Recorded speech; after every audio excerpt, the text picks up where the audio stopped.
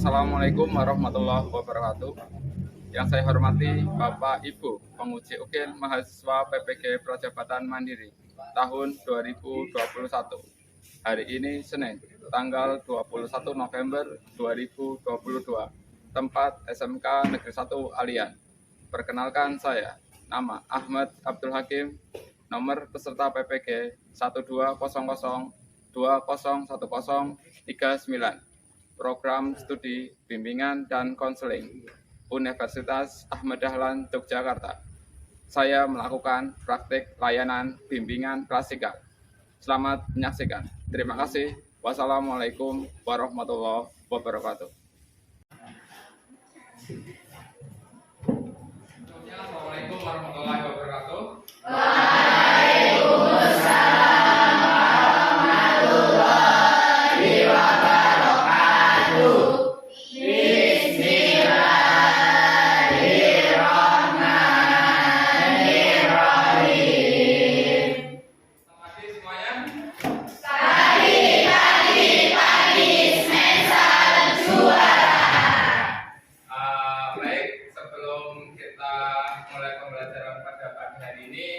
Alangkah baiknya kita berdoa menurut agama dan kepercayaan kita masing-masing.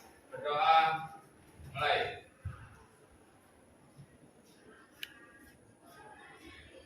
Doa selesai.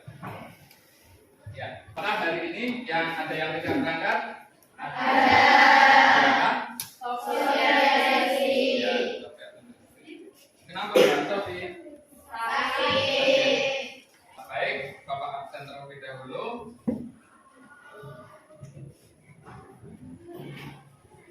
Alifah Sasi Ramadhani, Alvinur Hidayati,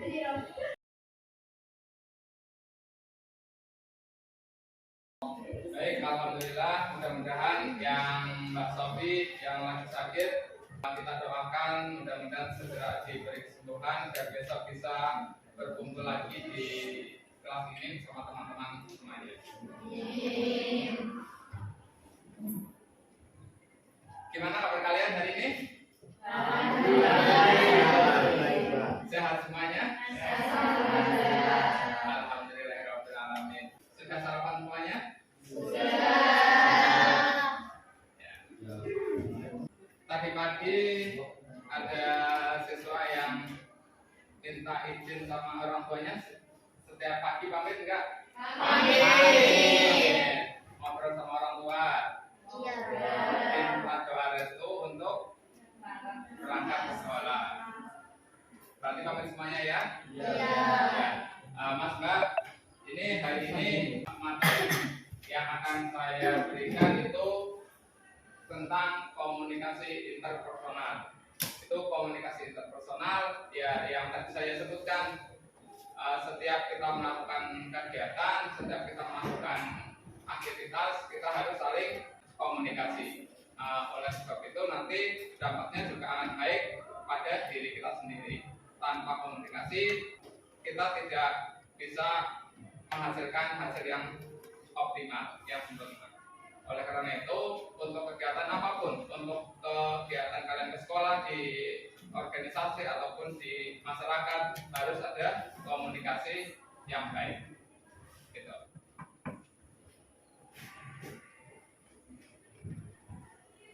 Ya, di sini saya akan memberikan sebuah layanan bimbingan klasikal dengan topik komunikasi interpersonal. Di sini tujuannya yaitu peserta didik mampu melakukan komunikasi interpersonal yang efektif. Terus yang kedua, peserta didik mampu mengubah komunikasi interpersonalnya supaya lebih baik, lebih efektif. Yang ketiga, peserta didik mampu menerap yang lebih efektif dan dalam kehidupan sehari-hari. Oleh karena itu, nanti setelah materi ini selesai, saya harapkan kalian bisa menerapkan komunikasi interpersonal ini dengan baik agar berjalan dengan optimal. Ya, sampai sini ada pertanyaan? Belum. Oke, kita lanjut. Ada yang tahu apa itu komunikasi interpersonal? Nggak ada?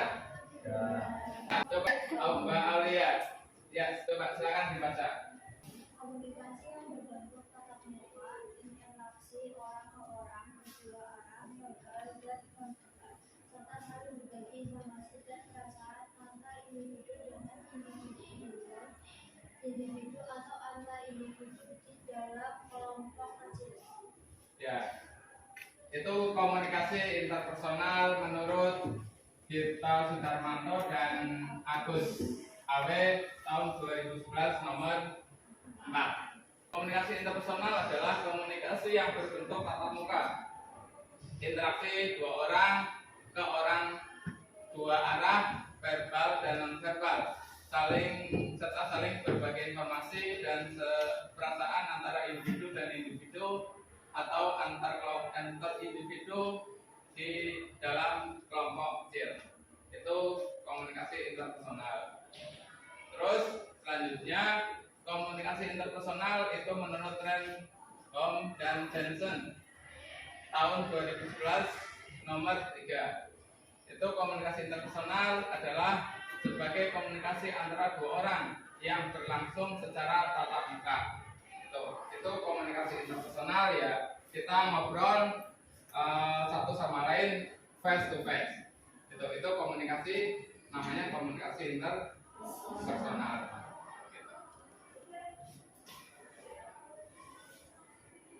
Ya, di sini ada komponen komunikasi interpersonal.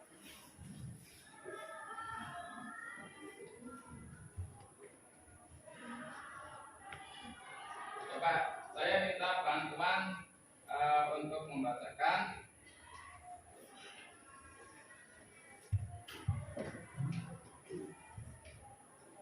Aplikasi stasi. Ya, silakan Mbak. Komponen komunikasi interpersonal. 1. Sumber atau komunikator, orang yang sebagai pengirim pesan terhadap komunikan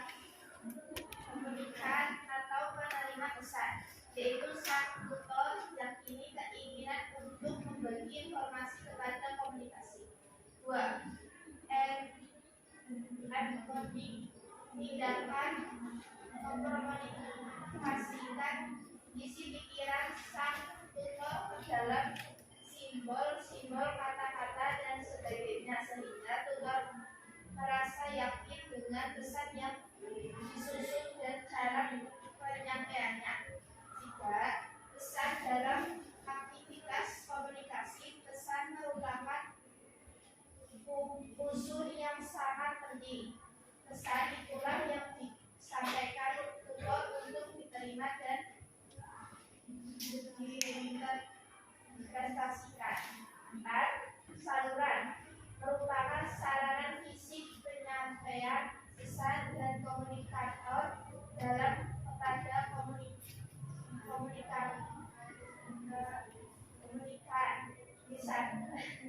misalnya tutor ingin menyampaikan informasi materi pelajaran kepada pengguna aplikasi, namun kedua orang tersebut berada pada tempat yang saling berjauhan, sehingga digunakanlah saluran atau media komunikasi berupa fisik virtual.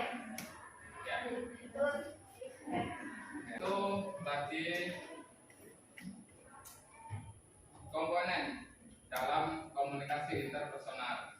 Itu satu sumber itu orang yang sebagai pengirim pesan kepada komunikan atau penerima pesan, yakni keinginan untuk membagi informasi kepada komunikan. Itu ya seperti kalian ngobrol, itu sumber. Misal Sasi itu ngobrol sama temennya, sama Mbak Siti misal, itu Mbak Sasi itu pengen memberikan informasi sumber kepada Mbak Siti. Nah, itu yang dimaksud dengan sumber ataupun komunikan.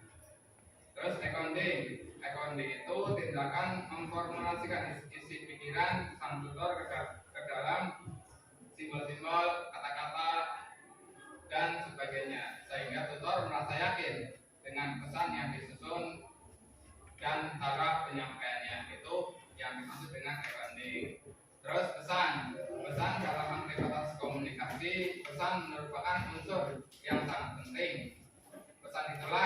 disampaikan seorang tutor untuk diterima dan diinterpretasikan gitu pesan. Terus saluran itu menyampaikan pesan dari komunikator dalam kepada komunikan. Misal tutor ingin menyampaikan informasi materi pelajaran, tetapi mereka sangat jauh posisinya. Itu kita bisa menggunakan aplikasi. Misal dalam pembelajaran bisa menggunakan Google Classroom ataupun Gmail ataupun WA ataupun dengan aplikasi yang lain. Gitu. Kalau misal pakai video bisa menggunakan Zoom ataupun Gmail. Itu yang dimaksudkan dengan saluran. Terus Mbak Sadinatun dibacakan.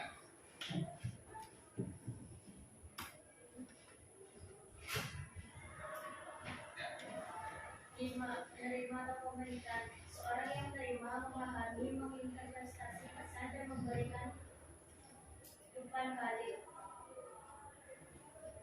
6. Encoding merupakan kejadian yang terdengar dalam diri penerima melalui indera, misalnya telinga mendengar suara atau bunyi, mata melihat objek dan sebagainya. 7. Respon, yakni apa yang diputuskan oleh penerima atau pengguna aplikasi untuk dijadikan sebagai sebuah tanggapan terhadap pesan. Respon dapat bersifat positif, netral atau negatif. 8. Noise atau gangguan. Noise dapat terjadi di dalam komponen-komponen maupun dari sistem komunikasi dan bersifat membuat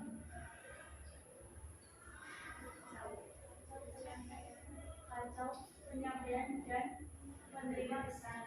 Ya, lanjut Mbak. 9. Konteks komunikasi. Paling tidak ada 3 dimensi, yaitu ruang, waktu, dan nilai. Konteks ruang menunjuk pada lingkungan konkret dan nyata tempat terjadinya komunikasi, seperti ruangan, halaman, dan jalanan. Selanjutnya, komponen interpersonal itu yang menerima tentang penerima atau komunikan. Seorang yang menerima, memahami, menginterpretasi pesan dan memberi umpan balik. Itu yang dimaksud dengan menerima. 6. Coding itu kegiatan internal dalam diri penerima melalui indera, misal telinga untuk mendengar suara bunyi atau suara yang lain, mata untuk melihat objek dan lain sebagainya. Itu namanya decoding. Terus respon, apa yang diputuskan oleh penerima untuk dijadikan sebagai sebuah tanggapan terhadap pesan. Pesan dapat bersifat positif, negatif ataupun netral. Itu yang dimaksudkan dengan respon. Terus yang selanjutnya itu ada noise atau gangguan. Di sini noise dapat terjadi di dalam komponen-komponen maupun dalam sistem komunikasi dan bersifat membuat kacau penyampaian dan penerima pesan. Nah, di sini noise itu gangguan Mas Mbak. Terus yang 9, konteks komunikasi. Di sini ada 3 dimensi, ruang, waktu, dan nilai. Misal konteks ruangan pada lingkungan konkret dan tempat nyata terjadi komunikasi, yaitu seperti ruangan, halaman, dan jalanan. Terus di sini ciri-ciri komunikasi interpersonal. Mbak Isna, bacakan. Ciri-ciri komunikasi interpersonal. 1. Arus pesan 2 arah. Menempatkan sumber pesan dan penerima dalam posisi yang sejajar. 2. Suasana non-formal. Penerapan secara individu yang bersifat formal. 3. Umpan balik segera. Komunikasi interpersonal biasanya mempertemukan. Ciri-ciri komunikasi interpersonal itu harus pesan dua arah. Itu penempatan sumber pesan dan penerima dalam posisi sejajar. Itu kayak kita face to face ngobrol, itu namanya harus pesan dua arah. Terus selanjutnya tanah non formal, pendekatan secara individu yang bersifat pertemanan. Nah, ini ciri komunikasi interpersonal masuk ke dalam misal ngobrol sama kalau misal ngobrol sama orang dalam suasana formal kan rasanya canggung. Nah, itu kita ubah menjadi komunikasi non formal. Itu suasananya menjadi tercipta lebih enak dan santai. Terus komunikasi interpersonal ciri-ciri selanjutnya umpan balik segera. Itu komunikasi interpersonal biasanya mempertemukan pelaku komunikasi secara tatap muka. Silakan Mbak, lanjutkan. Peserta komunikasi berada dalam jarak yang dekat. 5. Peserta komunikasi menginginkan menerima pesan bersama simultan dan spontan, baik secara verbal maupun non-verbal. Ya. Selanjutnya peserta komunikasi berada dalam jarak yang dekat. Itu yang terakhir, peserta komunikasi berkomunikasi mengirim dan menerima pesan secara simultan, spontan, baik secara verbal maupun non verbal.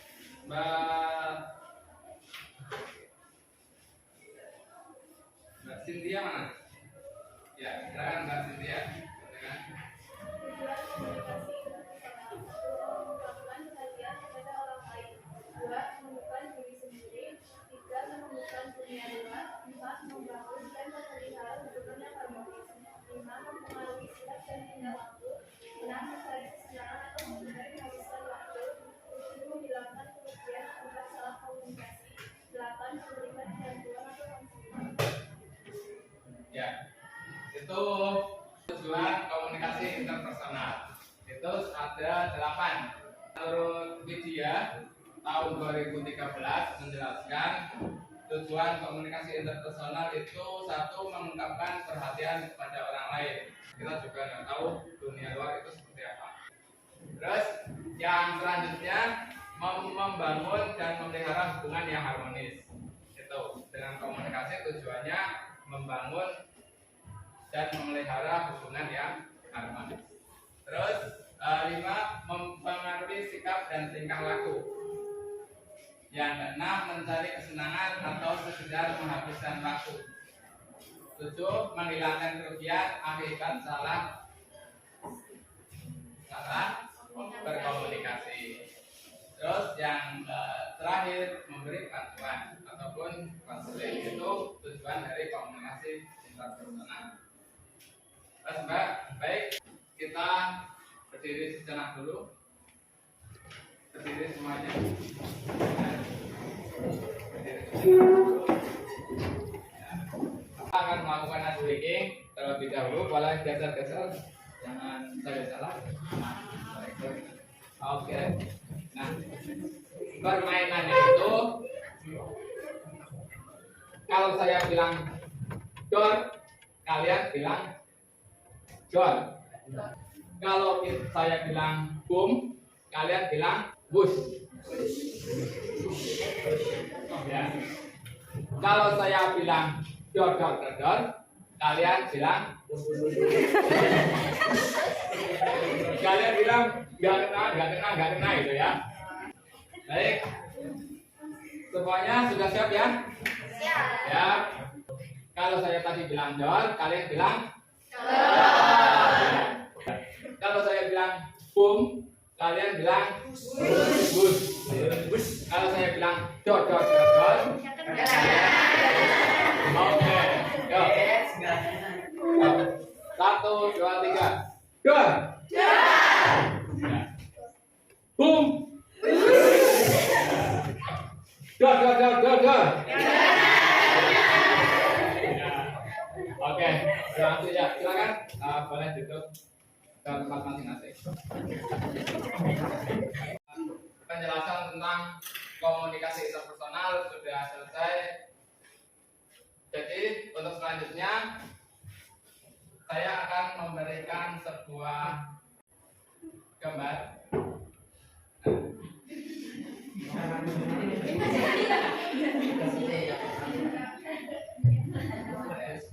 Ya, saya ingin semuanya itu ada tugas untuk menggambar, Mas Mbak. Kita akan menggambar sebuah kuda, tapi dengan syarat jangan saling berkomunikasi. Jadi artinya ini saya sudah siapkan tempat buat menggambar kalian. Ya, semuanya 36 nanti menggambar di papan tulis ini. Ya. Dengan syarat tanpa berkomunikasi. Kita gambar kuda tapi tidak boleh berkomunikasi. Itu ya. Itu gambar satu. Ya. Mbak sini, Pak.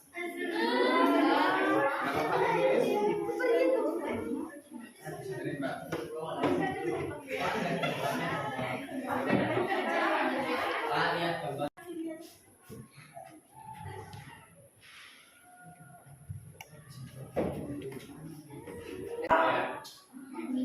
Tapi jangan komunikasi ya. Jangan.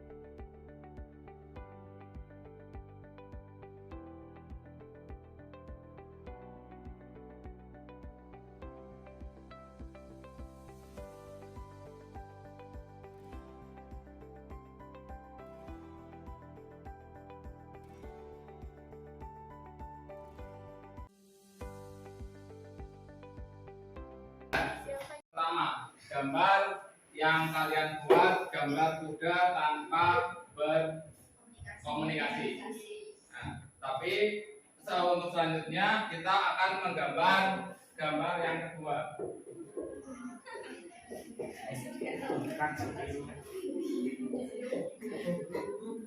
Gambar yang kedua kita saling berkomunikasi, Mas Bra. Dalam artian nanti setiap anak disuruh menggambar bagian masing-masing. Gitu.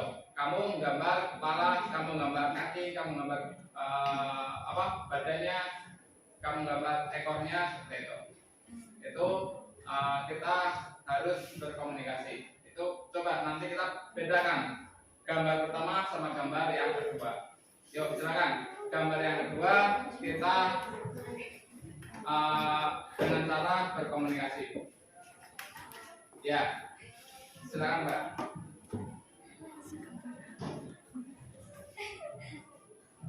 Ya, silakan Mbak.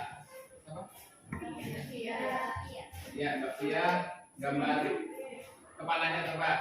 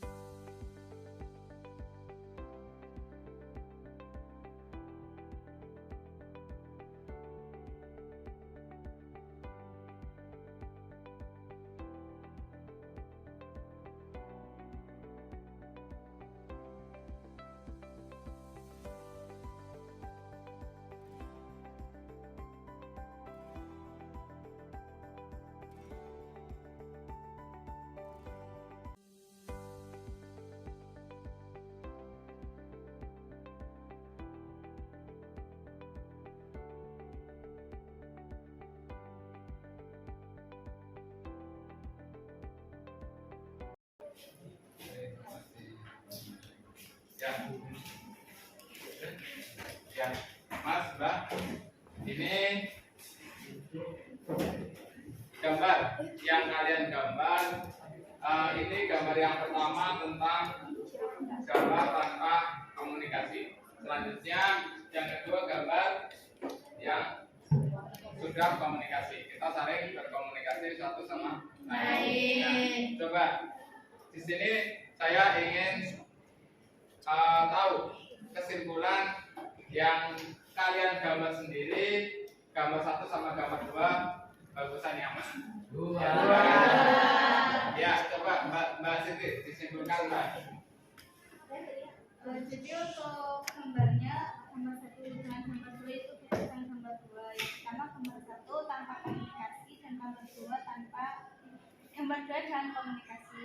Jadi menurut saya komunikasi itu penting. Oke, terima kasih. Ya, selanjutnya Mbak Alfi.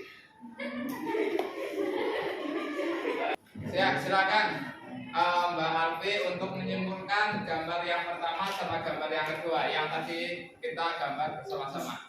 Jadi kesimpulannya perbedaan gambar satu sama gambar dua itu lebih bagusan gambar dua karena gambar dua itu melibatkan komunikasi. Ya Mas Mbak, tadi yang disebutkan Mbak Siti sama Mbak Alfi itu sangat benar sekali. Karena apa? Kita perlu dimanapun kita berada kita harus komunikasi. Itu untuk ke depan biar nggak ada salah, nggak ada miskomunikasi. Soalnya kalau kita berkomunikasi semua akan berjalan dengan lancar. Tapi kalau tidak ada komunikasi semuanya akan pasti akan susah. Kedepannya ada miskomunikasi, ada sifat-sifat yang nggak baik itu akan timbul. Ada perasaan yang nggak enak. Itu pentingnya komunikasi. Apapun bentuknya, apapun informasinya, apapun sumbernya itu harus dikomunikasikan. Ya, ya.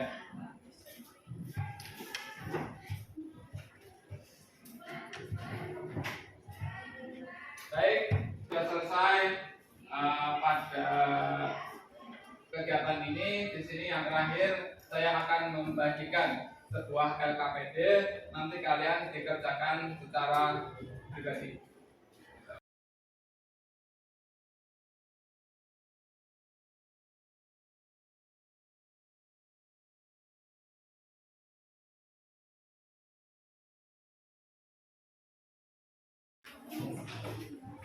Ya, silakan. Sudah dapat semuanya? Belum satu. Ya, silakan. Ya, silakan. Kalian diisi nama, kelas.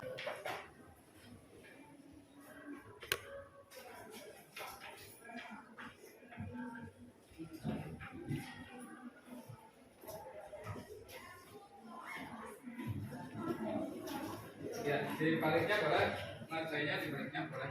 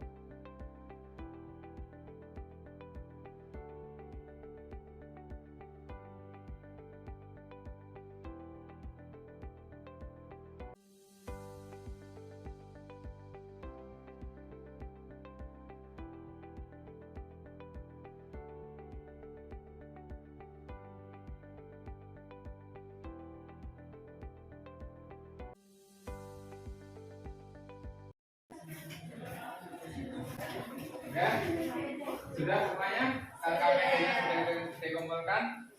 Sudah. Ya, silakan semuanya berdiri lagi. Berdiri lagi. Jaga jarak.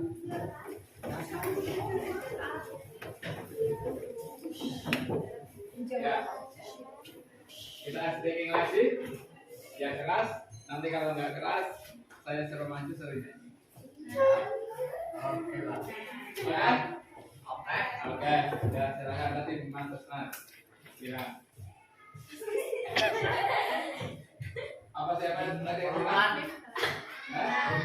Usman. Oke. Ya. Yuk. Dor. Dor. Boom. Boom. Dor. Ya. Yuk, tepuk tangan buat kalian.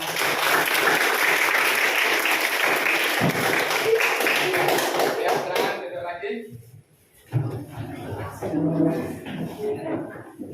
Lanjut untuk tadi disimpulkan, saya pengen dari Mbak Isna menyimpulkan materi yang kita pelajari pada pagi hari ini.